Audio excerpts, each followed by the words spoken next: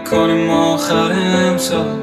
دیگه صبح خیرم نمیگیم تو تکسا، با تر نگهش داشتیم فقط با سکس. تو چشام زل بزن بیا ببین بغضو، تالا اینطوری دیده بودی تو من توکسو؟ تالا دیده بودی که انقدر داغون بشم با صد تا قرص و دریوری آروم بشم؟ ولی تو چی با الکلی بانورشم و آخر شب رو تخت فلوی با اونم شب و همین چیزاست که یهو باعث میشه که من به دهنو خلاف دیگه آلوده شم. دیگه برو واسه همیشه که قید تو زدم، خب منم دیگه عین تو بدم. دروغ میگفتی دوستم داشتی، منم تصمیم گرفتم دل به تو ندم. دیگه برو واسه همیشه که قید تو زدم، خب منم دیگه عین تو بدم. دروغ میگفتی دوستم داشتی، منم تصمیم گرفتم دل به تو ندم.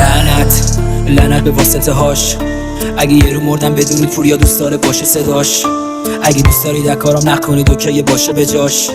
امرو پاره پوره تو فاز گل و فردا هم کاسه داشت.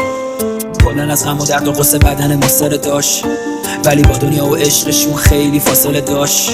یه روزی یه چیزی رو کاش الان به فکر حاصل کاشت.